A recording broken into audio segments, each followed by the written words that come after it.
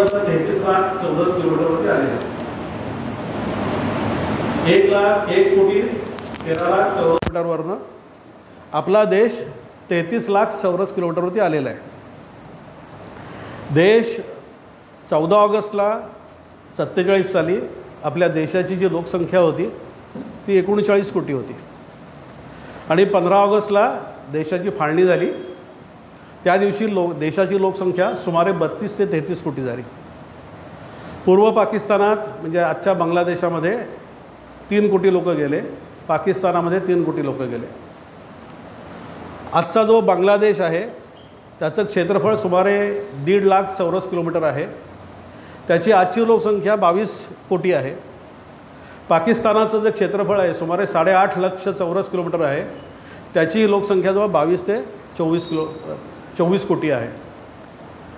मी ज्यावेळेस आधी सुरुवातीला सांगितलं की 3 कोटी ह्या लोकसंख्या होती, पण त्याच्यामध्ये सुमारे 2.5 कोटी हे मुस्लिम होते आणि बाकीचे हिंदू होते. त्यातले आज तिथले हिंदू तर नष्टच झालेले आहेत पूर्णपणे, परंतु आज सगळ्या या दोन्ही देशांची लोकसंख्या 7 पट म्हणजे 3 कोटीवरनं 22-24 कोटीवरती गेलेली आहे. आपल्या देशाची लोकसंख्या त्यावेळेस 33 कोटी होती म्हणजे 15 ऑगस्टला. त्याच्यामध्ये सुमारे 30 ते 40 लाख हे ख्रिश्चन होते, बाकी सगळे मुस्लिम होते आणि बाकीचे 30 कोटी हे हिंदू होते. 30 कोटी हिंदूंची आज लोकसंख्या 100 कोटी झालेली आहे, तिप्पट झालेली आहे. मुसलमान समाज जो 3 कोटी होता तो 24 कोटीवरती गेलेला आहे. थोडक्यामध्ये हिंदूंची जी नैसर्गिक वाढ जी आहे ही गेल्या 75 वर्षामध्ये तिप्पट झालेली आहे आणि बाकीची दोन्ही राष्ट्र जी भोवतालची आपली स्वतंत्र झाली त्याची 7 पट झालेली आहे. ह्यातला जो महत्त्वाचा जो विषय आहे तो म्हणजे हिंदूंची लोकसंख्या कमी होणं आणि थोडक्यामध्ये पुढच्या 50 ते 60 वर्षांनी ह्या देशात हिंदू किती जिवंत राहणार, आपल्या वास्तू घरच्या राहतील की नाहीत, आपल्या जमिनी राहतील की नाहीत, आपली ही देवळं उद्या आपली राहतील की नाहीत, उद्या आपला रायगड आपला राहील की नाही, या सगळ्या चिंतेची गोष्ट आहेत. आणि ही चिंता करणारे आपल्याच जिल्ह्यातला जो एक महापुरुष होऊन गेला तो म्हणजे विष्णुबुवा ब्रह्मचारी. विष्णुबुवा ब्रह्मचारींचा जन्म माणगाव तालुक्यातील निजामपूरजवळ एक शिरवली नावाचं गाव आहे. तिथं श्रावण शुद्ध पंचमी तो अधिक महिना होता, 1825 साली झाला तो. श्रावण शुद्ध पंचमी ही इतर दिवशी इतर अधिक नसताना जर आली तर ती नागपंचमी होते. ती घरामध्ये एकंदर 11 मुलं होती. त्यांच्या वडिलांचं नाव भिकाजी पंत, आईचं नाव उमाबाई. त्यांचं नाव होतं विष्णू भिकाजी गोखले. तुम्हाला वाटेल मी गोखले घराण्याचं काही प्रसार करायला आलो आहे का काय विचार करायला. माझं आणि विष्णुबुवांचं काडी मात्र नातं नाही आहे, परंतु संघाचं काम करत असताना विष्णुबुवांच्या व्यक्तिमत्वाची जी मला एक भुरळ पडली त्या भुरळीपोटी मी हे सगळं आता पुढच्या काही गोष्टी करतो आहे. 5 वर्षाचे असताना वडील वारले, 7व्या-8व्या वर्षी मुंज झाली. बरं, घरामध्ये 10 ते 11 मुलं असल्यानंतर गरिबीही असणारच, 5वीला पुजलेली. विश्वास ठेवणार नाही, हा मुलगा 9व्या वर्षीत आपलं घर सोडून गेला आणि माणगावला तहसीलदार कचेरीत 1.5 वर्ष नोकरी केली झाली. आईने परत बोलवून घेतलं 1.5 वर्षांनी माझ्या मदतीला ये म्हणून. वर्षभर घरी राहिले. गुरं सांभाळणं, गवत कापणं, आपलं शेण काढणं, आईला घरकामात मदत करणं, लाकडं फोडणं, अशी सगळी विष्णुबुवांनी कामं केली. पण वर्षभराने ते परत बाहेर पडले. आणि तुम्हा सगळ्यांना खूप आनंद होईल असं ऐकून की 12 वर्षाचे असताना 14 वर्षापर्यंत विष्णुबुवा तुमच्या महाडमध्ये 2 वर्ष राहिलेले आहेत. तुमच्या बाजारपेठेमध्ये गांधी नावाचं एक कोणतरी गुजराती कुटुंब होतं. त्या कुटुंबामध्ये ते किराणा मालाच्या दुकानात लेखनिकाचं वजन करण्याचं ते कामगिरी करत होते. आणि आपल्याकडचे जे थोर लेखक आहेत भुसकुटे काका, त्यांनी मला 1-2 वर्षापूर्वी भेटही झाली त्यांच्याशी. त्यांनी मला असं सांगितलं की जिथे आपलं विष्णू मंदिर आहे इथं 150-200 वर्षापूर्वी वेद पाठशाळा होती. तिथं विष्णुबुवांनी 1 वर्षभर वेदांचं पण तिथे शिक्षण घेतलेलं होतं. विष्णुबुवा असं म्हणतात की मला व्यवहार ज्ञान जे आलं, मला चौकस बुद्धी आली की महाडमध्ये गांधी कुटुंबाकडे आल्यानंतर मला लाभली.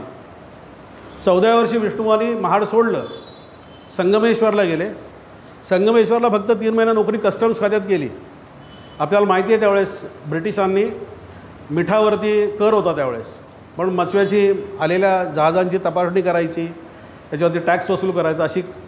पण त्यांच्यानंतर असं त्यांना कळलं की ब्रिटिशांच्या सत्तेमध्ये ठाण्यामध्ये लेखी परीक्षा होणार आहे, रिटर्न टेस्ट ज्याला आता आपण म्हणतो ती गव्हर्नमेंटची MPSC UPSC, आणि त्या परीक्षेला ते बसले आणि चांगल्या मार्कांनी पास झाले. आणि 14 वर्ष आयुष्य जीवनाची वर्ष झालेली असताना कस्टम्समध्ये त्यांना परमनंट नोकरी मिळाली. ते असं म्हणतात की माझ्या आईचा माझ्या जीवनावरती खूप प्रभाव राहिला, उमाबाईंचा. लहानपणी छत्रपतींच्या गोष्टी ऐकणं, रामायण महाभारत खूप पाठांतर करणं, आणि अत्यंत अशी विलक्षण बुद्धिमत्ता विष्णुबुवांची असल्यामुळे पाठांतरामध्ये त्यांचा कोणी हात धरणारा नव्हता. ते नंतर बाहेर पडले, जसे ठाणे जिल्ह्यात गेले त्यांनी 7 वर्ष नोकरी केली. उरड, भिवंडी, वसई आणि कल्याण. त्यांची शेवटची नोकरी कस्टम्समधली उरणमध्ये झाली. पण या सगळं 7 वर्षाच्या कालखंडामध्ये सुद्धा विष्णुबुवा हे कीर्तनकारांच्या बरोबर, संन्याशांच्या बरोबर, हबप मंडळींच्या बरोबर नेहमी असायचे. आपलं 8 तास 9 तास आपलं काम केलं व्यवस्थित की आपलं कीर्तनकारांच्या बरोबर जायचं, अध्यात्माच्या गप्पा मारायच्या, चर्चा करायचं, वाचायचं. आणि आपल्याला असा विश्वास बसणार नाही. मी ज्यावेळेस त्यांच्या वाचनाची यादी केली ती जवळजवळ 33 ग्रंथांवरती जाऊन पोचतायची. रामायण, महाभारत, दासबोध, एकनाथी काही रामायण जे परत आहे ते, पांडव प्रताप, हरिविजय, ज्ञानेश्वरी, तुकाराम गाथा, अशी पुस्तकांची यादी जवळजवळ 33 याच्यापर्यंत जाते. ते असं म्हणतात की मी रात्री झोपलेलो होतो आणि सकाळी 3-4 वाजता माझ्या डोळ्यासमोर असं काहीतरी मोठी वीज चमकते, प्रकाश असा डोळ्यासमोर आला. मला अंगाला धरधरून अशी थरथर निर्माण झाली आणि मी पाहिलं आणि आकाशवाणी माझ्या कानावरती काही शब्द असे येऊन आदळले. अरे काय तू ह्या प्राण्यांसारखा इथं जीवन जगतोयस तू, हे तुझं काम नाही आहे, तुझं काम आहे पुढचं अध्यात्माचं काम आहे. सकाळी उठल्यानंतर विष्णुबुवांनी, हे यावेळेस त्यांचं वय 21 होतं, त्यांनी आपला नोकरीचा राजीनामा दिला आणि गुरुच्या शोधार्थ बाहेर पडले. त्यांनी गुरु शोधला वर्षभर, पण त्यांना गुरु काय मिळाला नाही. शेवटी सप्तशृंगीच्या पर्वतावरती नाशिकजवळ त्र्यंबकेश्वरला 7 वर्ष साधना केली त्यांनी.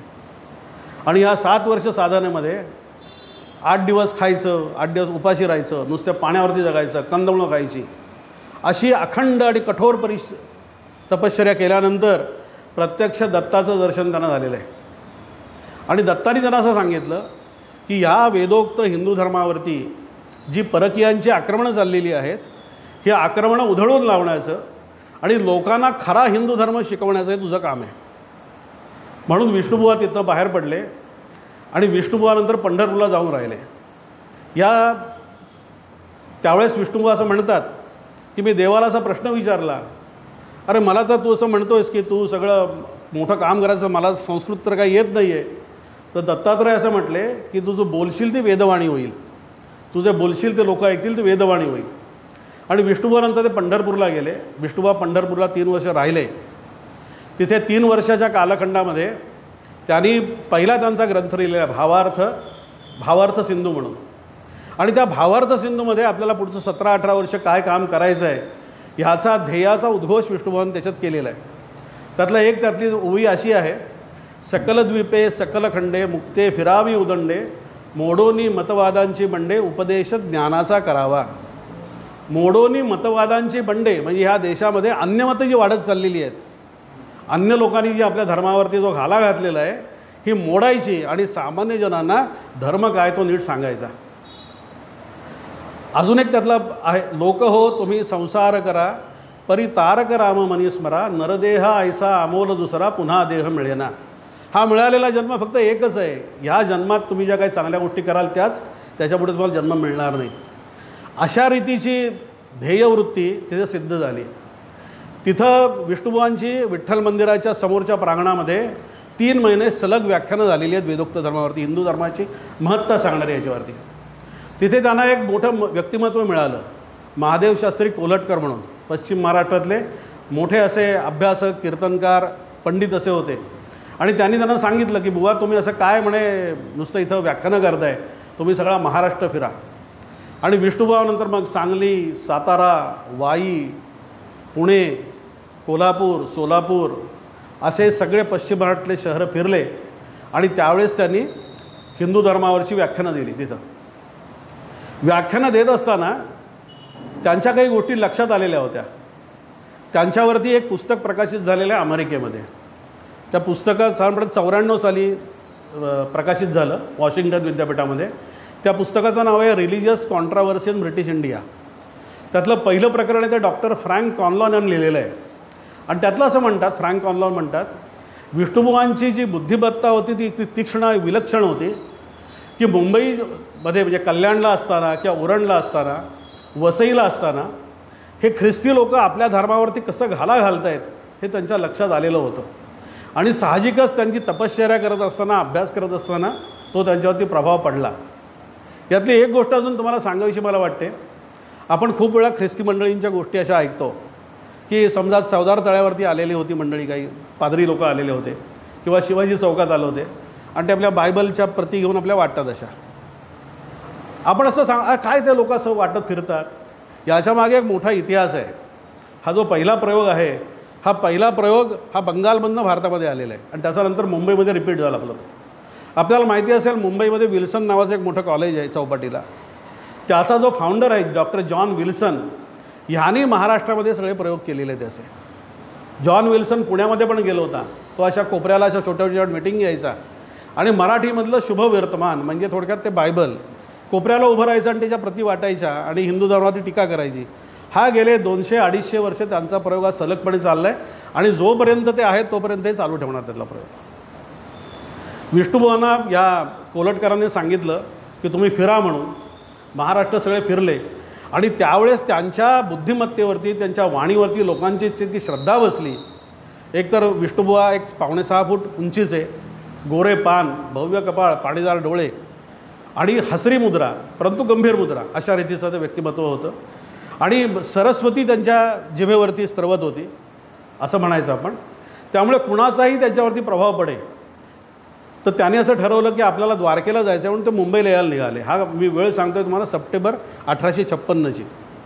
विष्णुबुवा 1856 सप्टेंबरला मुंबईत येऊन पोहोचले गिरगावात. आणि त्यांनी बघितलं तर काय की ब्रिटिशांची सत्ता नुकतीच स्थिर होऊन एक 15-20 वर्ष झालेली होती. बहुजन समाज, पांढरपेशा समाज हा त्यावेळेचं जे इंग्रजांनी वातावरण निर्माण केलेलं होतं की इंग्रजी हे वाघिणीचं दूध आहे, जो ते पिईल तो वाघासारखा होईल, किंवा आमच्या शिक्षणामुळे तुमचं जीवन हे अगदी म्हणतात ना की फार मोठं होऊन जाणार आहे, तुमची खूप प्रगती होणार आहे. आणि दुर्दैवाने ह्याला भारतातला, आपल्या महाराष्ट्रातला सुशिक्षित समाजसुद्धा त्यावेळेस बळी पडत होता. आणि मुंबईमध्ये प्रॉटेस्टंटांची आणि कॅथॉलिकांची ही प्रचंड अशी आरेरावी त्यावेळेस चालू होती. कोपऱ्याला उभं राहायचं, चर्चची भाषणं द्यायची, ख्रिश्चनांची भाषणं द्यायची, हिंदू धर्मावरती टीका करायची. त्यावेळेचा जो एक महत्त्वाचा भाग म्हणजे ईस्ट इंडिया कंपनी आणि ब्रिटिश आल्यानंतर जे झालं ते की आपली शिक्षण व्यवस्था त्यांनी मोडीत काढली. आणि शिक्षण व्यवस्था मोडीत काढताना काय केलं, इंग्रजीचा प्रादुर्भाव आला. आणि इंग्रजीचा प्रादुर्भाव होताना सुद्धा जिथे जिथे मराठी शाळा जी निर्माण झाल्या तिथे तिथे बायबलचा हस्तक्षेप तिथे चालू झाला. प्रत्येक शाळेमध्ये बायबल हे अनिवार्य केलं गेलं. त्यावेळेस बहुजन समाजाला, पांढरपेशा समाजाला सुद्धा बायबलनी इतकी त्यावेळेस त्या खोट्या या थापांनी भुरळ घातली की फक्त आमचं म्हणतात ना की पुढचं आमचं काय म्हणतात की चांगलं जीवन देणारा फक्त ख्रिस्ती धर्मच आहे आणि हिंदू धर्म थर्ड क्लासचा आहे, अशी लोकांची गोष्ट व्हायला लागली त्यावेळेची. विष्णुबुवांच्या लक्षात आलं.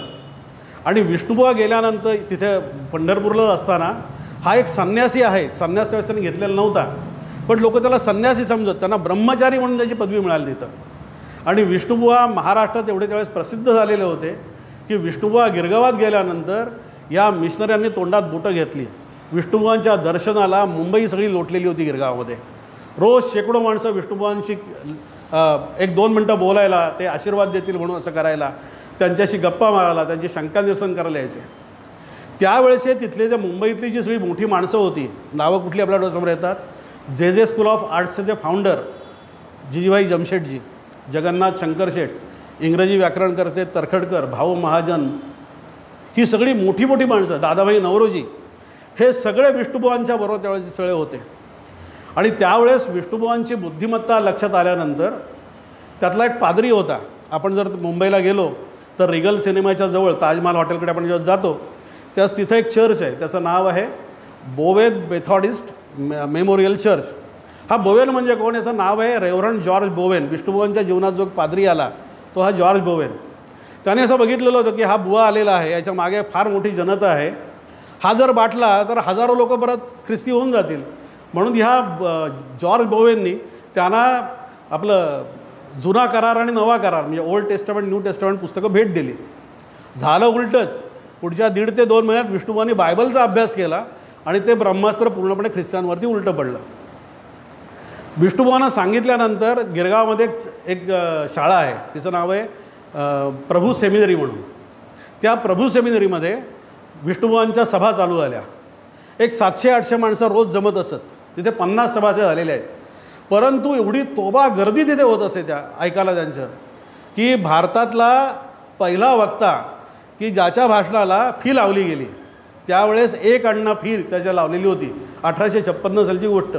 मी हिशोब केला, त्यावेळेचा 1 अणा केला तर जो सुमारे 350 ते 400 रुपये होतात. आणि त्या बंदोबस्तासाठी मुंबईचा पोलीस कमिशनर चार्ल्स फोर्जेट हा स्वतः पोलीस घेऊन येत असे. कारण मिशनऱ्यांची इतकी जनता हुर्यो उडवायची त्याच्यामध्ये की काहीतरी कायदा सुव्यवस्थेचा परिणाम निर्माण होईल म्हणून तिथं सगळी स्वतः फोर्जेट उभा असायचा. तिथं झालं कसं, धर्मांतरित मंडळींना दलित मंडळींना ते प्रवेश नव्हता, मुसलमानांना प्रवेश नव्हता तिथं. आणि मिशनरी विष्णुबुवांना म्हणाले, काय तुम्ही म्हणे गल्लीत असं भाषण करता, म्हणजे बाहेर या आमच्याबरोबर. म्हणून विष्णुबुवांनी ते लगेच मान्य केलं. आणि जो पुढचा जो ऐतिहासिक जो अनेक प्रसंग घडलेले आहेत त्याचं मी तुमच्याबरोबर वर्णन करतो आहे. 15 जानेवारी 1857 ते 28 मे 1857 दर गुरुवारी मुंबईला विल्सन कॉलेजच्या समोरच्या चौपाटीवरती ख्रिस्ती मिशनरी आणि विष्णुबुवा यांचे जाहीर वादविवाद होत होते दर गुरुवारी संध्याकाळी 5 ते रात्री 10 पर्यंत. कमीत कमी सभा चालू असताना 700 ते 800 माणसं जमलेली असत.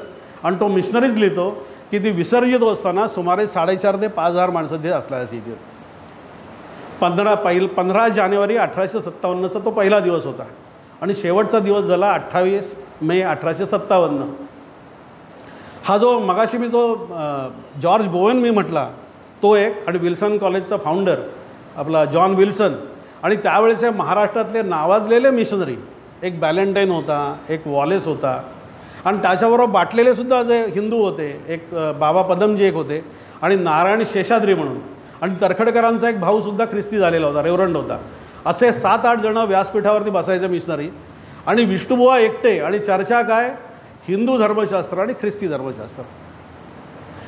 ह्याची पार्श्वभूमी आपल्याला अशी सांगायची आहे की याच्या आधी या सगळ्या मिशनरी मंडळींनी हिंदूंना धर्मांतरण घडवून आणण्यासाठी हिंदूंच्या मनामध्ये हिंदू धर्मशास्त्राविषयी तिडीक निर्माण व्हावी असे काही उद्योग केलेले होते. उदाहरण म्हणजे काय, आपल्या देवांवरती अत्यंत अश्लील आणि घाणेरडी टीका करायची.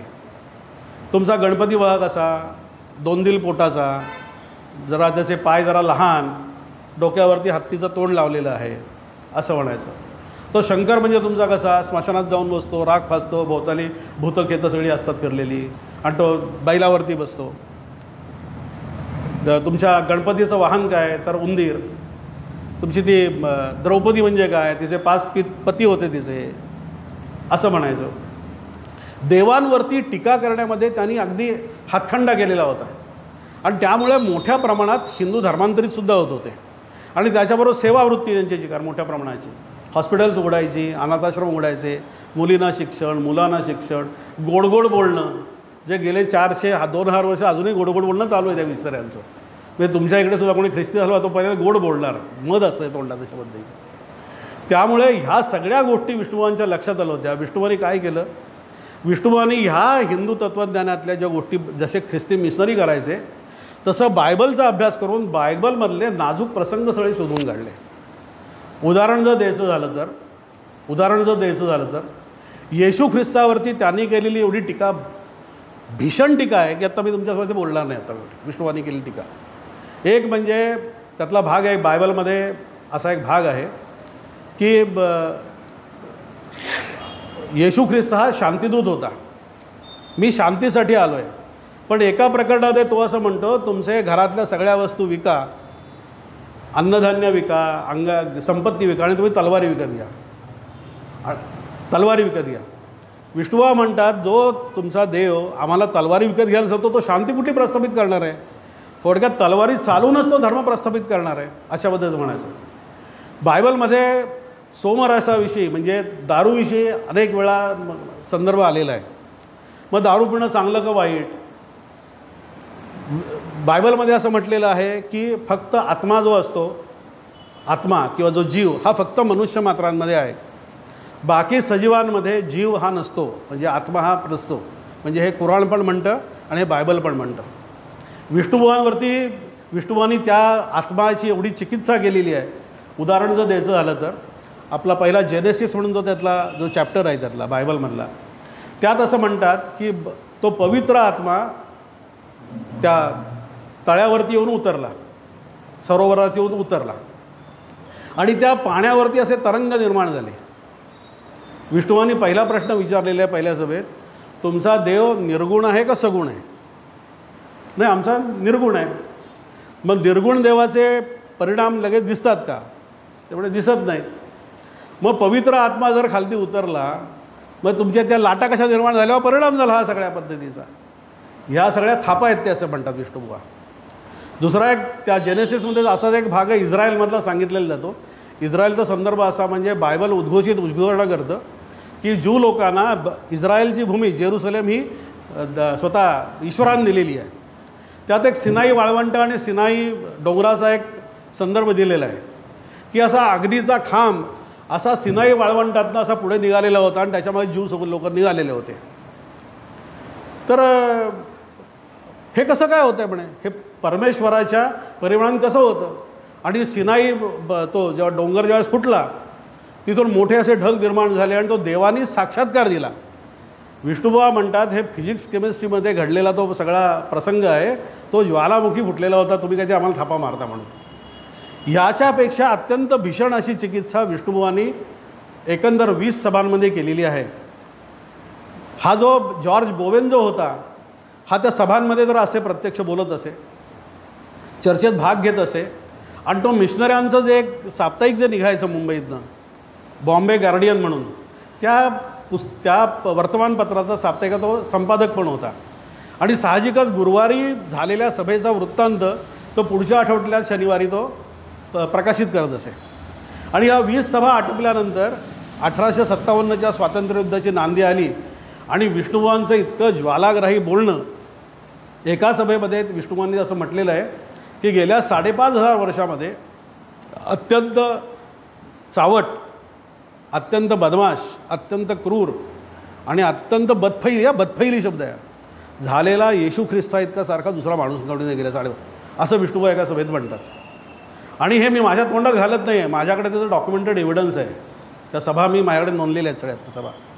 आणि त्या बॉम्बे गार्डियनमध्ये जे लेख आले सगळे त्याच्यावरनं या ख्रिश्चन मिशनऱ्यांनी Bombay tract and books society, त्यांची सोसायटी होती, त्यांनी 1857मध्ये एक पुस्तक प्रकाशित केलेलं आहे. त्याचं नाव आहे discussions by the seaside म्हणून. ते पुस्तक आपल्याला मिळालेलं आहे. त्या 20 सभांचा वृत्तांत त्यात दिलेला आहे. आणि लगेच पुढच्या काही वर्षातच त्याचा मराठी अनुवाद पण झाला. त्याचं नाव आहे समुद्रकिनारीचा वादविवाद. पण नंतर विष्णुबुवांच्या भाषणांवरती बंदी आली, जाहीर भाषणांवरती. तर विष्णुबुवांनी नंतर मग मुंबईमध्ये मिशनऱ्यांच्या विरुद्ध एवढं आंदोलन केलं, अनेक ठिकाणी सभा घ्यायच्या, अनेक ठिकाणी भाषणं करायची, पण जाहीर भाषणं नाहीत. कुणाच्या घरी जाऊन बसायचं. मुंबईला त्यावेळेस मोठमोठे चौक होते, त्याला काही तरखडकर चौक म्हणतात, त्रिलोकेकर चौक म्हणतात. ह्या लोकांकडे जाऊन बसायचं, तिथे माणसं जमायची आणि मग तिथं आपली शंका निरसन करायचं. 1861 साली विष्णुबुवा पुढच्या प्रवासाला बाहेर पडणार होते. तत्पूर्वी विष्णुबुवांनी एक वेदोक्त धर्मप्रकाश नावाचा एक ग्रंथ 850 पानांचा लिहिलेला आहे. त्याचा फॉन्ट मोठा आहे, तर फॉन्ट लहान झाला की 450 पानाचा होतो. आदर्श हिंदू समाज आणि कर्म सांगणारा, आई आणि मुलीचा संवाद आणि मुलगा आणि बापाचा संवाद, याच्यामध्ये 2-3 एक वेगळी प्रकरणं पण आहेत. त्याच्यामध्ये राजनीती म्हणून एक वेगळं प्रकरण आहे आणि ते आदर्श राज्यव्यवस्थेवरती आहे. बघा 1859 सालची गोष्ट करतो आहे आपण आणि आदर्श राज्यव्यवस्थेची स्वप्न विष्णुबुवा बघत आहेत. त्याच्यामध्ये अजून एक प्रकरण आहे परमतं म्हणून, म्हणजे अन्य धर्मियांची मतं. त्याच्यामध्ये विष्णुबुवा असं म्हणत आहेत की हिंदू धर्मातले अनेक लोक हे परधर्मात जात आहेत, हा हिंदू धर्माच्या अस्तित्वाला मोठा धोका आहे. यांना समन्वयाने बोलून परत हिंदू धर्मात आणणे हे तुम्हा आम्हा सगळ्यांचं काम आहे, असं विष्णुबुवा 1859 साली घोषित करत आहेत.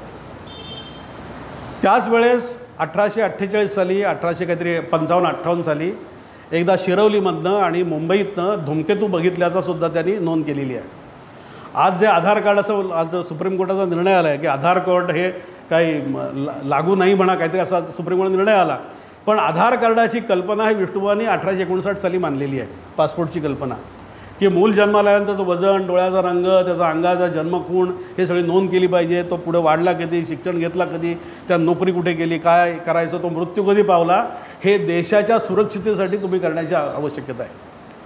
अशी वेगवेगळी प्रकरणं आपण जरा वेगाने पुढे जाऊया, आपल्याला वेळ आटवायचा म्हणून. विष्णुबुवा 61 साली नंतर प्रवासाला बाहेर पडले. ते चेन्नईमध्ये गेलेले होते, मद्रासमध्ये काय गेलेले असतील तर थोडा अंदाज केला पाहिजे. तेव्हा ब्रिटिशांच्या सत्तेमध्ये 3 इलाके होते. एक म्हणजे मुंबई इलाका, दुसरा मद्रास इलाका आणि तिसरा म्हणजे कलकत्ता इलाका. आणि जिथे जिथे ब्रिटिशांचे ईस्ट इंडिया कंपनीने स्थापन केलेले इलाके होते तिथे ते ख्रिस्ती सत्ता निर्माण झालेल्या होत्या. आज जी आपण DMK आणि ADMKची जी चळवळ जी बघतोय ना, त्याचं मूळ जे कारण आहे ते 1860 सालचं ते मिशनरी आहेत तिथले. आपल्याला बोलायला तिथे वेळ जात नाही, ते जास्ती वेळ नेतात. तो मिशनरी होता रॉबर्ट कार्डवेल म्हणून. एवढंच फक्त नोंद करतो, पुढे जातो. विष्णुबुवांनी त्यावेळेससुद्धा मद्रासमधल्या अनेक लोकांची चर्चा केलेल्या आहेत. पत्रव्यवहार झालेला होता, पण विष्णुबुवांकडे वेळ नव्हता. नंतर ते कलकत्त्याला गेले. कलकत्त्यामध्ये सुद्धा त्यावेळेचे जे मिशनरी जे सगळे होते त्यातला एक सांगायचा म्हणजे सुमारे 1800 साली आलेला विल्यम केरी ज्यावेळेस तिथे आला, मुंबईत ज्यावेळेस बंगालमध्ये आला, त्याचं वय वर्ष 25-26 होतं. परंतु यांचं ध्येयवृत्ती किती लांबची असते बघायची बघा. तो येताना 12 भाषा शिकून आला होता वयाच्या 25-26व्या वर्षी. आणि त्यातल्या 5 भाषा ह्या भारतीय होत्या आणि त्यातली 1 भाषा मराठी होती. बंगालमध्ये जो आला होता तो. त्याला हिब्रू येत होती, त्याला गुजराती येत होती, त्याला अशा एकंदर 5 भाषा येत होत्या. आणि 1805 साली मराठीचं जे पहिलं व्याकरण छापून जे आलं आहे ते कलकत्त्यामधनं विल्यम केरीने आपल्या कारखान्यात देऊन महाराष्ट्रात पाठवले. मराठीचं म्हणून मुद्दाहून तुम्हाला सांगितलं. आपली मराठी भाषा, आपल्या परंपरा, आपली संस्कृती, आपले सगळे सणवार हे सगळे मंडळीने काबीज केलेले होते. विष्णुबुवा बाहेर पडले बंगालमध्ये. त्यावेळेस ब्राह्मो समाज तिथला जो होता, राममोहन रायने स्थापन केलेला, आपले रवींद्रनाथांचे वडीलसुद्धा त्यात होते. ब्राह्मो समाज हा एकांगी म्हणजे एकेश्वरवादी होता, बरोबर की नाही? एकेश्वरवादी होता म्हणजे थोडक्यात मिशनऱ्यांच्या ॲक्टिव्हिटीजमध्ये जसं जावा असा मानणारा. त्याचंच रूपांतर पुढच्या 10 वर्षांनी साधारण ब्राह्मो समाजात झालं परत. आणि साधारण ब्राह्मो समाज तर सगळ्या ख्रिश्चनांमध्ये सध्याजवळ विलीन झाला. अशा पद्धतीचं सगळं वातावरण होतं ते. तिथे ब्राह्मो समाजाबरोबर विष्णुबुवांचे वादविवाद झाल्याचे आपल्याला काही पुरावे सापडत आहेत, पण जास्ती काही मिळालेलं नाही आहे. 2 वर्षापूर्वी मी आणि माझी बायको तिकडे कलकत्त्याला गेलो होतो आठवडाभर. चिकार लायब्ररी शोधल्या पण काय मिळालं नाही. विष्णुबुवानंतर वाराणसीला गेले, 3 महिने तिथे होते. त्यांना ऐकून एक तिथला जो पादरी होता तो पळून गेला तिथनं. विष्णुबुवा परत कलकत्त्यात आले, नंतर मुंबईत आले. ही गोष्ट आपली त्यातली महत्त्वाच्या 2-3 गोष्टी आल्या त्या. विष्णुबुवा मुंबईत आल्यानंतर परत हेच सगळीकडे चालू होतं. गुजरातचा विष्णुबुवांचा प्रवास झालेला आहे. दुर्दैवाने महाराष्ट्राचा जेवढा इतिहास आपल्याला विष्णुबुवांसंबंधी मिळतो आहे तेवढा इतिहास आपल्याला तामिळनाडूचा मिळत नाही, बंगालचा मिळत नाही, गुजरातचा मिळत नाही आहे आणि उत्तर प्रदेशचा मिळत नाही. आम्ही शोधण्याचा खूप प्रयत्न केला पण तेवढा मिळत नाही आपल्याला. विष्णुबुवा मुंबईला आल्यानंतर ह्या सगळा आपला म्हणतात की प्रपंच चालू होता विष्णुबुवांचा. 1867 साली विष्णुबुवांनी अजून एक छोटासा ग्रंथ दिला, त्याचं नाव आहे सुखदायक राज्यप्रकरणी निबंध. मगाशी मी तुम्हाला वेदोक्त धर्मप्रकाशामध्ये राजनीतीचं प्रकरण जे सांगितलं त्याचीच म्हणतात ना एक चांगली आवृत्ती पुढे सुखदायक राज्यप्रकरणी निबंध होतं. आदर्श राज्याची कल्पना म्हणजे शेवटच्या रांगेत बसलेला शेवटच्या मनुष्याच्या चेहऱ्यावरती जोपर्यंत हास्य येत नाही, हसू फुलत नाही, तोपर्यंत समाज आमचा देश सुखी होत नाही, अशी कल्पना 67 त्यांनी मांडलेला. संपत्तीचं थोडंसं प्रत्येकाला संपत्ती मिळाली पाहिजे, शेती करायला मिळाली पाहिजे. मूल जन्माला आल्यानंतर 5 वर्ष झाल्यानंतर राजाने त्याच्या शिक्षणाची नोकरीची काळजी घ्यावी. मोठमोठी धरणं बांधली पाहिजेत, पाटबंधारे बांधले पाहिजेत, कारखाने काढले पाहिजेत, संपत्तीचं म्हणतात थोडंसं विभाजन केलं पाहिजे. आणि सगळ्यातला महत्त्वाचा म्हणजे स्त्रियांचे हक्क हे विष्णुबुवांनी सांगितलेलं अजून मोठी गोष्ट आहे. मगाचं सांगायची गोष्ट राहिली, 1859 साली जो वेदोक्त धर्मप्रकाश जो केला आहे त्याच्यामध्ये मुलीला आपल्या आवडीचा पती निवडण्याचं स्वातंत्र्य विष्णुवानी जाहीर केलेलं आहे. स्त्रीची जर मान्यता नसेल, मुलीची मान्यता नसेल तर आईवडिलांनी तिच्यावरती अजिबात आग्रह करायचा नाही लग्न करण्याचा. त्याचबरोबर त्यावेळेस अगदी 8-9 वर्षाची असताना मुलींचे लग्न होत त्याला कडाडून विरोध केलेला आहे विष्णुवाने. मुलीला समजायला लागल्याशिवाय, नीट समजल्याशिवाय तिचं लग्न होता का म्हणे असं विष्णुबुवा सांगतात. त्याचबरोबर नवरा बायकोचं जमत नसेल, त्यांची भांडणं होत असेल तर मुलींनी आपला मार्ग निवडण्याचं स्वातंत्र्यसुद्धा मुलीला त्यावेळेस दिलेलं होतं. अशा रीतीचं समान हक्क देणारे विष्णुबुवा त्यावेळेस होते 1859 साली. पुढची अजून एक महत्त्वाची गोष्ट म्हणजे मुलीला स्वतःला जसं आवडेल तसं तिने जगावं, संसार करावा. आणि त्यामुळे जर संसार यशस्वी व्हायचा असेल, देश जर यशस्वी व्हायचा असेल तर मुलींना सक्तीचं शिक्षण, बहुजनांना सक्तीचं शिक्षण ग्वाही फिरवणारे विष्णुबुवा होते. एवढा अफाट काम करणारा कार्यकर्ता आपल्या जो महाराष्ट्रात आणि रायगड जिल्ह्यात आला जन्माला, आपल्याला त्याचं फार माहिती नाही. विष्णुबुवांचा जो 1864 सालचा जो सुखदायक राज्यप्रकरणी निबंध हा जो ग्रंथ जो झाला, प्रकाशित झाला, त्याच वेळेस लोकांनी बोंबाबोंब केली की विष्णुबुवा हे समाजवादी आहेत म्हणून. कारण त्याच वेळेस जर्मनीच्या फ्रँकफर्टमध्ये शहरामध्ये दास कॅपिटल हा कार्ल मार्क्सचा ग्रंथ प्रकाशित झालेला होता. आणि त्यातली काही म्हणतात तत्त्व म्हणजे संपत्तीचं विकेंद्रीकरण आहे म्हणा, हक्क म्हणा, हे आहेत. परंतु विष्णू हे काय डावी विचारसरणीचे काही कम्युनिस्ट नव्हते. याच्यावरती आपले आचार्य जावडेकरांनी फार चांगलं म्हटलेलं आहे की त्यांनी जनक राजाची उदाहरण दिलं आहे. जनक राजा स्वतःसुद्धा तो आपला यज्ञ ज्यावेळेस करायचा त्यावेळेस आपली सगळी संपत्ती ही समाजाला दान करायचा त्यावेळेच्या गरिबांना. त्यामुळे ह्या भारतामध्ये वेदकाळापासून आपली संपत्तीचं दान करणं, संपत्तीचं विकेंद्रीकरण करणं ही कल्पना ही भारतामध्ये पहिल्यापासून आहे असे शास्त्रीबुवा म्हणतात. त्यामुळे जे जीवन वेद उपनिषदांवरती परिपुष्ट झालं अशा विष्णुबुवांसारख्या संन्यासाच्या जीवनामध्ये, मनामध्ये असा जर गोष्ट आली की लोकांना संपत्तीसुद्धा दिली पाहिजे, सेवाभावासाठी दिली पाहिजे, तर काय फार मोठं आश्चर्य नाही. हा भारतीय हिंदू विचार आमचा 5-10 हजार वर्ष आहे असं शास्त्रीबुवा म्हणतात. विष्णुबुवांनी त्या 67 साली जो ग्रंथ जो लिहिला त्याचं इंग्रजी भाषांतर केलं. त्याचं नाव आहे एसेज ऑन बेनिफिशंट गव्हर्नमेंट म्हणून. तुम्ही विश्वास ठेवणार नाही, आत्ता आपण कुठलंही पुस्तक 10-20 रुपयाचं काढताना जास्तीत जास्त प्रति 1000 किंवा 2000 छापतो. विष्णुबुवांनी आपण बोटात तोंड घालू त्यावेळेस त्या ग्रंथाच्या 10,000 प्रती छापून घेतलेल्या आहेत. आणि जगातले सगळे समाजसुधारक, समाजधुरीण, राजकर्ते, पार्लमेंटरियन, आध्यात्मिक पुरुष या सगळ्यांना पाठवलं. आणि व्हिक्टोरिया राणी तू असं राज्य केलं पाहिजेस असं सांगणारी मुलं. आपला रायगड गॅझेटेर सांगतो की त्या राजपुत्राचं पत्र आलेलं आहे. आपलं रायगड गॅझेटेर सांगतो आम्ही शोधण्याचा प्रयत्न केला, आपल्याला ते काही मिळालेलं नाही पत्र आपल्याला. तिथं फोटो पण आला होता. त्यानंतर विष्णुबुवांचे अजून एक छोटे 2 ग्रंथ झालेले आहेत. त्यातला सगळ्यातला जो शेवटचा जो होता, विष्णुबुवा शेवटी 70-71ला मुंबईत ज्यावेळेस होते त्यावेळेस त्यांची भगवद्गीतेवरती निरूपणं चाललेली होती मुंबईच्या काळबाईदेवीच्या विठ्ठल मंदिरात. आणि तुम्हाला आश्चर्य वाटेल त्याच्या नोंदी त्यांच्या एका भक्तांनी लिहून घेतल्या. आणि विष्णुबुवा गेल्यानंतर 1890 साली ते पुस्तक प्रकाशित झालं. त्या पुस्तकाचं नाव आहे सेतुबंधनी टीका. अज्ञानाकडून ज्ञानाकडे नेणारा पूल म्हणजे सेतुबंधनी टीका. आपल्याला आश्चर्य वाटेल की अनेक ठिकाणी श्लोकाचं निरूपण करताना भगवद्गीतेचं विष्णुबुवांनी फिजिक्स, केमिस्ट्री आणि बायोलॉजीचा आधार घेतलेला आहे. ह्या माणसाला सायन्सचा काही पत्ता नव्हता, परंतु हा फिजिक्स, केमिस्ट्री, बायोलॉजीचा गुरुत्वाकर्षण, तारे, ग्रह कसे फिरतात या सगळ्या अशा हृदयाचे कप्प्यांची त्यांनी नावं त्यात सांगितलेली आहेत त्यांनी. मी वाचत असताना 71 साली हे सगळं होत असताना विष्णुबुवांचा महाशिवरात्रीला विष्णुबुवांचा मृत्यू झाला. मृत्यू झाल्यानंतर विष्णुबुवा त्यावेळेस या सगळ्या समाजसुधारक विचारांमुळे एवढे काही मंडळींच्या विरोधात गेले होते त्या विष्णुबुवांचे शेवटचे शब्द होते म्हणजे त्यांचा मृत्यू व्हायच्या आधी की कदाचित ही माणसं मला उचलायला पण येणार नाहीत, तर तुम्ही अजिबात चिंता करू नका, माझं मढं उचला, मढं, आणि कचरा कुंडीत देऊन टाकून द्या. कचरा कुंडीत टाकून दिल्यानंतर पोलिसांना कळवा, जर कुणाची काही तक्रार नसेल तर पोलीस म्युन्सिपाल्टीवाल्यांना सांगतील, माझं मडं बैलगाडीत घालतील आणि स्मशानात नेऊन जाळून टाकतील.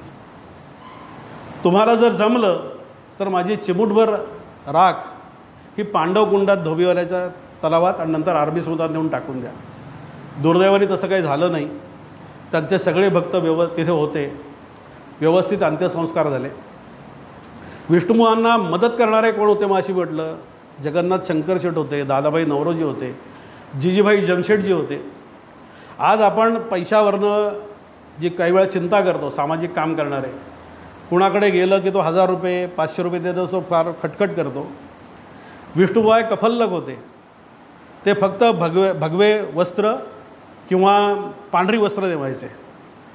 वाराणसीत ज्यावेळेस गेलो होते, मी सांगा, तिथे संन्यास धर्म घेतला. परमहंस त्यांनी संन्यास धर्म त्यांनी तिथे घेतला त्यावेळेचा.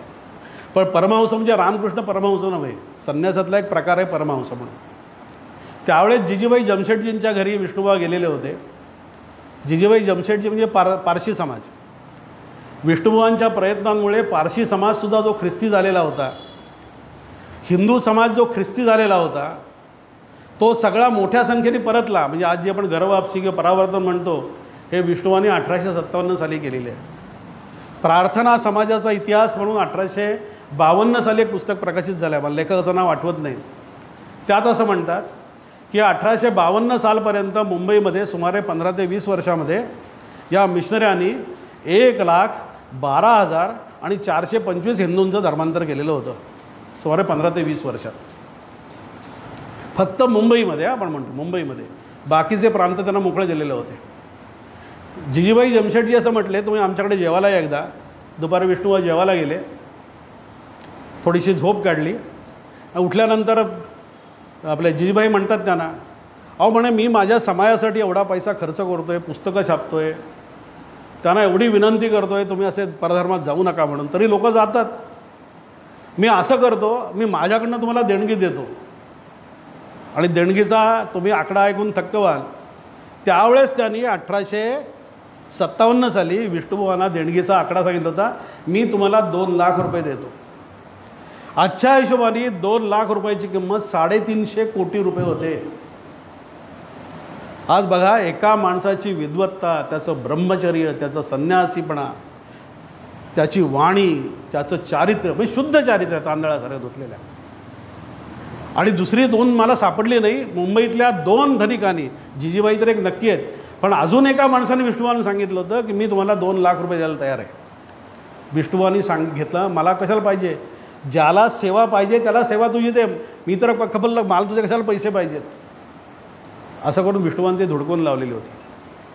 आपल्याला याचा विचार करत असताना आज थोडा आपल्याला आजचाही विचार करायला पाहिजे विष्णुबुवांचा. आजच्या समस्या सुटल्या का हो? समस्या नाही सुटलेल्या. दरवर्षी देशामध्ये 5.5 लाख हिंदूंचं धर्मांतर होत आहे. 5.5 लाख. त्याच्यात मुस्लिम पण आले आणि ख्रिश्चन पण आले. मगाशी तुम्हाला म्हटलं ते 22 ते 24 कोटी आत्ता मुसलमान आपल्याकडे आहेत. आत्ता सेन्ससप्रमाणे 2 कोटी 2.5 कोटी हे हिंदू, हे ख्रिश्चन आहेत. पण त्याच्यामध्ये एक भाग आपण विसरून जातो, म्हणजे आता शरदराव पलीकडे बसलेले आहेत. आपल्याकडे सुद्धा रायगड जिल्ह्यात मिशनऱ्यांचं खूप मोठं काम आहे. आपल्याकडे पालघरमध्ये मोठं काम आहे, मालवणमध्ये सावंतवाडीला मोठं काम आहे. आपल्यातलीच मंडळी धर्म बदलतात पण आडनाव बदलत नाहीत, नाव बदलत नाही. त्याला क्रिप्टो ख्रिश्चन म्हणतात. आपल्या गणनेप्रमाणे सुमारे 6 कोटी आत्ता क्रिप्टो ख्रिश्चन भारतात येतात. आपल्या गणनेप्रमाणे, संघाच्या आपल्या म्हणण्याप्रमाणे. म्हणजे 24 कोटी साधारणपणे मुसलमान आणि 8 कोटी ख्रिश्चन. या एकंदर 24 अधिक 8 म्हणजे 32 कोटी लोक झाले. आपण फक्त 100 कोटी. 100 कोटींचं काम करण्यासाठी संघाचे देशातले सगळे प्रचारक आपण केले तर 3000 होतील. विश्व हिंदूचे धरले, एकल विद्यालय धरले, अजून राष्ट्रसेविका समिती धरली, सगळं केलं. आकडा फुगवून तो 25,000च्या वरती जायचा नाही, 50,000च्या वरती जायचा नाही. 100 कोटींचं काम करायला 25,000 ते 50,000. आज ख्रिश्चनांचे नन्स आणि फादर्स, आपण जर सगळी चर्चा केली, रेव्हरंड ज्याला आपण म्हणतो, वेबसाईट सांगतायत सुमारे 3,20,000 आज पूर्णवेळ त्यांचे कार्यकर्ते आहेत. यांनी घरदार धर्मासाठी सोडलेली आहेत. आणि मुसलमानांसाठी 3.5 लाख तबलिगी आज धर्मप्रसारासाठी बाहेर पडलेले आहेत. म्हणजे किती व्यस्त प्रमाणात आपली लढाई चालली ती बघा. आज 100 कोटी समाजासाठी काम करणारे 40,000 ते 50,000 लोक आणि फक्त 30 कोटीसाठी 34 कोटी काम करणारे जवळजवळ 7 लाख लोक. आणि ह्या व्यस्तप्रमाणे पैशाचा पण प्रचंड पैसा वापरला जातो, हे जातो, ही सगळी कारणं केली, आपण मान्य केली. पण तरीसुद्धा विष्णुबुवांनी जो म्हटला की हा समाज माझा आहे. आज शरदरावांसारखी काही मंडळी आपल्या वाड्यांवरती जात असतात, विश्व हिंदूचे संघाचे आपले लोक जात असतात, अजूनही तुम्ही सगळे जात असाल. ही कातकरी समाज आमचा आहे, हा ठाकूर समाज आमचा आहे, जोपर्यंत आम्ही असं म्हणत नाही, त्यांना आपल्यामध्ये योग्य तो म्हणतात दर्जा देत नाही, तोपर्यंत या गोष्टी चालू राहणार आहेत. मिसरांनी केलं आहे काय, मिशनची जी नन असते ती त्या कातकऱ्याच्या घरामध्ये जाऊन चुलीपर्यंत जाऊन बसते, चुलीशी जाऊन बसते. ती कातकरी आमची बाई अगदी अशी काटकोळी असते, ती ढोपरावरती सहज बसू शकते, तिच्याबरोबर ढोपरावरती बसेल आणि तिच्याच ताटातलं थोडंसं घेऊन 2 घास आपल्या घासात खाईल. आपण असं कार्यकर्ते करतो का? आपल्याकडनं नाही जमत, आपल्याला वेळ नसतो. विष्णुबुवांनी हे करायला आपल्याला सांगितलं, सगळ्या गोष्टीचं त्यावेळेस सांगितलं. ते विष्णुबुवांनी काय सांगितलं की सगळे समान आहेत, सगळ्यांना समान दर्जा दिला पाहिजे. आणि म्हणून विष्णुबुवांच्या काळातही ज्या समस्या होत्या त्या समस्या आहेतच आणि फार भीषण समस्या आहेत. त्यात अजून एक जी समस्या जोडली गेली आहे ती लव्ह जिहादची समस्या आहेच.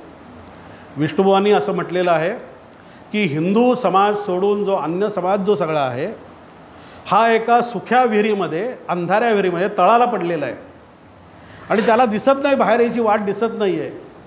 आणि तुम्ही जे सगळे वेद उपनिषदांना मानणारे जे हिंदू धर्मीय जे लोक आहात, तुमची जबाबदारी आहे की त्या लोकांना बाहेर काढायचं आणि सत्य वेदोक्त हिंदू धर्माची वाट त्यांना चालवायला सांगायची, असं हे विष्णुबुवा म्हणतात. त्यावेळेचे अजून 2 लोकांची मी तुम्हाला उदाहरणं देतो आणि माझा विषय मी थांबवतो. त्यावेळेचं एक जर मगाशी मी म्हटलं होतो बाबा पदमजी आणि दुसरा नारायणी शेषाद्री. आणि त्यानंतर जे एक मोठं व्यक्तिमत्व जन्माला आलं आपल्या महाराष्ट्रामध्ये म्हणजे पंडिता रमाबाई. रमाबाई म्हणजे कोण? रानडे नाही म्हणत मी, पंडिता रमाबाई, पंडिता म्हणतात त्या. या 3 माणसांनी जे केलं हे ख्रिस्ती धर्म स्वीकारला. मी थोडं ॲनालिसिस केलं, हे फार मोठा शोध नाही लावला, पण मला असं वाटतं असं का केलं असेल हो? विष्णुबुवांचा जो जन्म होता, विष्णुबुवांचा जन्म हा संघर्षाचा जन्म होता. 2 वेळा खायला पण मिळालं नसेल, त्याला प्रवासाला पैसे नसतील. आपल्याच लोकांनी, हिंदू लोकांनी त्यांना शिव्या दिल्या, काय हलकट माणूस आहे, काय मूर्ख माणूस, काही बकबक करत असतो म्हणे, येण्याला काही समजत नाही, लोकांना वर चिथावणी देतो, असं म्हणत होते. मग हा संघर्षाचा मार्ग घेण्यापेक्षा ब्रिटिशांच्या छत्रीखाली जर जाऊन आपण उभं राहिलं तर आपल्याला जमिनी मिळतात, आपल्याला पैसा मिळतो. तुम्ही विश्वास बघा, पंडिता रमाबाई जेव्हा भारतात आल्या अमेरिकेतनं, त्यांना काही 5,000 रुपये त्याच वेळेस अमेरिकेतनं मिळाले आणि इकडे कडेगावला जो 100 एकर जमीन घेता आली. आपल्या कुठल्या माणसाला त्यावेळेस कुठे 50 एकर 2 एकर 5 एकर जमीन घेता येणं शक्य होतं का? नाही जमलं त्यावेळेस. त्यामुळे संघर्षाच्या मार्गापेक्षा जमवून घ्यायचा कार्यक्रम बरा, संघर्ष करायला नको, ही अशी वृत्तीची जी माणसं होती त्यांनी संघर्ष केला नाही आणि ब्रिटिशांच्या वळसणीला जाऊन उभे राहिले, मिश्रांच्या वळसणीला जाऊन उभे राहिले. त्यामुळे मान पण मिळाला, सत्ता त्यांच्याबरोबर होती, बरोबर आहे की नाही? विष्णुबुवांचा मार्ग मात्र संघर्षाचा असल्यामुळे त्यांना सहकार्य करणारी माणसं फार कमी होती. अशा वेळेस आपण सगळ्यांनी जागृत व्हायला पाहिजे. आत्ता जे सामाजिक कार्यकर्ते बाहेर जे काम करत आहेत यांच्या पाठीशी विष्णुबुवांचे आशीर्वाद बरोबर घेऊन, छत्रपतींचे आशीर्वाद बरोबर घेऊन आपण अनेक कार्यकर्त्यांनी खरं उभं राहिलं पाहिजे. आणि नुसती देणगी देऊन विषय संपणार नाही, तर आपण वेळ काही लोकांनी आपण त्या कामाला दिला पाहिजे. आज रायगड जिल्ह्याच्या प्रत्येक कातकरी वाडीवरती मिशनरी पोचलेले आहेत. रायगड जिल्ह्यामध्ये ख्रिस्ती मिशनऱ्यांच्या जवळजवळ 40 संस्था वेगळ्या नावाने काम करतात. आता रायगड जिल्ह्यामध्ये आत्ता कॅथॉलिकांचे सुमारे 350 पूर्णवेळ कार्यकर्ते आहेत. प्रॉटेस्टंटांचे जवळजवळ 350-500 कार्यकर्ते असतील. तळा तालुक्यामध्ये प्रॉटेस्टंट मिशनऱ्यांनी नेमलेले एका तालुक्यासाठी 11 पूर्णवेळ हिंदू कार्यकर्ते आहेत. 11 ते 13 पूर्णवेळ कार्यकर्ते आहेत आणि त्यांना 10-10 ते 15-15 मानधन दिलं जातं. त्यामुळे अशा भीषण परिस्थितीमध्ये आपण जर आंधळे राहिलो, आपण जर ह्या गोष्टींकडे जर दुर्लक्ष केलं तर फार कठीण होईल. मला तुम्हाला सगळ्यांचे आवाहन करायचं आहे, विष्णुबुवा स्वतः इथे 2 वर्ष राहिलेले आहेत. ह्या दृष्टीने तुम्ही सगळे खरे पुण्यवान आहेत. आणि मी तसा फरकच मानतो, कारण आमच्या रोह्याला काही विष्णुबुवा आलेले नव्हते त्यावेळेस सगळे कुठे. शिरवलीमध्ये आता मी काम करायला आपण सुरुवात केली. आणि हे काम का सुरू झालं याचा इतिहास सांगायचा म्हणजे आपल्या सगळ्यांना, विशेषतः संघाच्या कार्यकर्त्यांना श्रद्धेय असलेले संघाचे ज्येष्ठ प्रचारक श्रीयुत मोरोपंत पिंगळे 1995 साली आणि कदाचित 1985 साली पण शिरवलीला येऊन गेलेले होते. आणि ती 1895ला मोरोपंत आलेले आहेत ही बातमी मला मिळाली होती. त्यावेळेस मी संघाचा लहान कार्यकर्ता होतो. पण तेव्हापासून मनामध्ये थोडंसं असं भावना होती, अरे काहीतरी बघितलं पाहिजे. 1819 साली करोनाच्या काळात थोडी वाचनाला सुरुवात केली. मग ब्रह्मचारी बुवा म्हणजे एक मोठं थोडंसं व्यक्तिमत्व म्हणून मी शिरवलीत गेलो. शिरवलीमध्ये विष्णुबुवांनी स्थापन केलेल्या दत्ताच्या पादुका आहेत. तिथं गेल्या 3 वर्षामध्ये आपण एक छोटंसं ते मंदिर पण तिथे केलेलं आहे. आपल्याला तुमच्याच इथल्या गोडसे मंडळींनी, रोहा आणि महाडच्या गोडसे मंडळींनी आपल्याला तिथे आता 6.5 गुंठे जागा पण शिरवलीमध्ये भेट दिली आपल्या पुढच्या प्रकल्पासाठी आता दिलेली आहे. तर तिथे गेलो, तिथे छोटे छोटे कार्यक्रम चालू केले. गेले 350 वर्ष त्या पादुकांच्या इथे दर पौर्णिमेला आपला अभिषेक होत असतो. आपली विष्णुबुवांची जयंती आणि विष्णुबुवांची पुण्यतिथी साजरी होतो. गरीब मुलांना मदत गेले 3 वर्ष करतो आहे. ह्या वर्षी 14 शाळांमधल्या 1000 गरीब आणि गरजू मुलांना, 1000च्या पेक्षा आकडावरती गेलेला आहे, अशा मुलांना आपण आत्ता मदतही करतो आहे. आत्ता म्हणजे नुसती वह्या पुस्तकं देणं असंच नाही आहे, त्यांच्या अभ्यासातसुद्धा लक्ष घालणं आता यावर्षी आपण सुरुवात करतो आहे. जिथे कमी पडतात ती कधी आपले स्वतःचे एक्सपर्ट काही त्यांना येऊन तर मदत करणार आहे. पुण्यामधनं स्वरूपवर्धिनीची आपली वैज्ञान प्रयोगशाळा माध्यमिक शाळांमध्ये येते, तिथे ते प्रयोग दाखवतो. आणि आता अजून एक प्रकल्प आपण चालू करतो आहे, म्हणजे 10 कातकरी वस्त्यांवरती आपण आपल्या अभ्यासिका चालू करतो आहे. अभ्यासिका संस्कार शाळा 1.5 तासाचा तो संस्कार शाळा असते. अभ्यासिका 1.5 तास ती चालते. आणि वाडीवरचीच एक मुलगी त्यांना शिकवण्यासाठी आपण ठेवलेल्या असतात. आत्ता 2 वाड्यांवरती चालू झालेलं आहे, अभ्यासिका चालू झाल्या. आणि माझ्या अंदाजाप्रमाणे 3री एक चालू होईल. थंडी संपेपर्यंत फेब्रुवारी ते मार्चपर्यंत आपण एकंदर 10 वाड्या सुरू करणार आहोत. विष्णुबुवांची सगळी 8 पुस्तकं आपल्याला मिळालेली आहेत. आणि आनंदाची गोष्ट म्हणजे विष्णुबुवांचा वेदोक्त धर्मप्रकाशाची गुजराती आवृत्तीसुद्धा मला गेल्याच आठवड्यात एकाकडे मिळाली. मला ती मिळाली.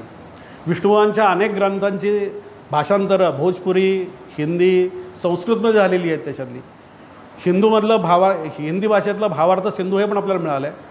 आपली वेबसाईट आहे wishnubuwa.brahmachari.com या नावाने वेबसाईट आहे. सगळी पुस्तकं उपलब्ध आहेत. आपण जे जे कार्यक्रम करतो हे वेबसाईटवरती डिस्प्ले होत असतात. अशा रीतीचं आपलं सगळं काम विष्णुबुवांचं चालू आहे. मी ज्यावेळी एवढंच फक्त म्हणतो, मोरोपंतांसारख्या किंवा संघाच्या दृष्टीमुळे आमच्या जीवनामध्ये विष्णुबुवा आले. सगळा समाज, हिंदू समाज हा एक आहे. सगळ्यातला प्राचीन हा धर्म हा हिंदू वेदोक्त आहे आणि आमचे मूळ हे वेद आणि पुराणं आहेत. इकडे आपल्याला विसरता कामा नये. विष्णुबुवा हे सांगतात. आणि म्हणून अशा रीतीचा समरस समाज निर्माण करणं, आज विष्णुबुवा ब्रह्मचारी सामाजिक केंद्राला आमच्या प्रयत्नात किंवा आपल्या सगळ्यांच्या प्रयत्नात जेवढं जमतं आहे तेवढं काम आपल्याला करायचं आहे. विष्णुबुवांचा प्रबोधन हा विषय मात्र आपण आता लावून धरलेला आहे. अनेक ठिकाणी आपल्याला जर बोलवलं तर हा विष्णुबुवांचा विषय पण मांडतो. आपल्याकडे पॉवर पॉईंट प्रेझेंटेशन पण असतं, प्रश्नोत्तरं पण आपल्याकडे होतात. अशा रीतीचा आपण आपले कार्यक्रम नेहमी करत असतो. हळूहळू या सगळ्या गोष्टींना नीट उजाळा मिळावा. आणि असंच शेवटी हे आपलं हिंदूंचं काम आहे, संघाचं काम आहे, विश्व हिंदू परिषदेचं काम आहे. आणि ह्या संघाच्या प्रेरणेतनंच हे विष्णुबुवांचं काम चालू झालेलं आहे. सगळा समाज एक आहे.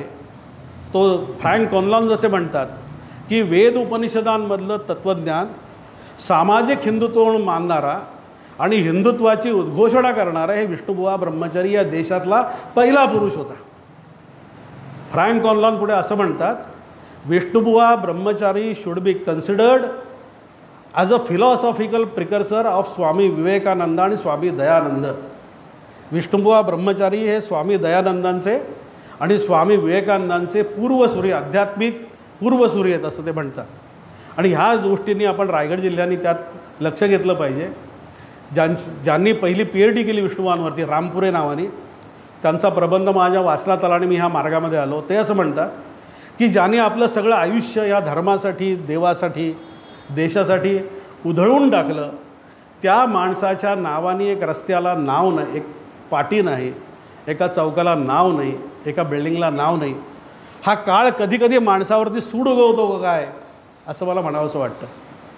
मी हाच प्रश्न, आमच्यावर एक संन्यासी बुवा आहेत सनातन स्वामी म्हणून, वय वर्ष 89, आणि ते टिकोना किल्ला, पौडच्या जवळ किल्ला आहे, तिथे त्यांचा आश्रम आहे, तिथे त्यांचा दत्त आणि शंकराचं मंदिर आहे तिथं, ते आपल्याबरोबर आहेत. त्याला मी हाच प्रश्न विचारला, अहो त्या पाध्ये आणि ह्यांनी तर म्हटलं की हा मूर्ख मनुष्य होता विष्णुबुवा, याची काही गरज नाही आहे, मग हे आज आपल्याला काम कसं करावं असं वाटलं.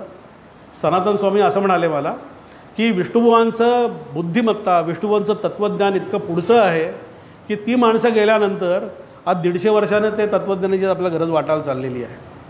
विश्व हिंदू आपले विद्यार्थी परिषदेचे, संस्कृतचे आणि सोव्हिएट रशियाचे खूप अभ्यासक डॉक्टर अशोकराव मोडक असं म्हणतात की आज जे हिंदुत्वाची जी भूमिका जी चालू झालेली आहे त्याचं मूळ सांगणारा आपला जो पहिला भारतातला जो पुरुष आहे ते आपले विष्णुबुवा ब्रह्मचारी आहेत. अशा दृष्टीने सुद्धा आपण सगळ्यांनी ह्या गोष्टींना सहकार्य करावं. आपल्याला जर जमलं तर विष्णुबुवांच्या नावाने आम्ही ज्या सगळ्या ॲक्टिव्हिटीज चाललेल्या आहेत या ॲक्टिव्हिटीज आपल्याकडेही चालू कराव्यात. आम्हीही तुमच्याबरोबर येऊ, आम्ही म्हणजे आपण सगळे एकत्र काम करू असं आवाहन करतो. विष्णुबुवांच्या काय म्हणतात स्मृतींना मी वंदन करतो आणि आपली रजा करतो. धन्यवाद. जय श्रीराम.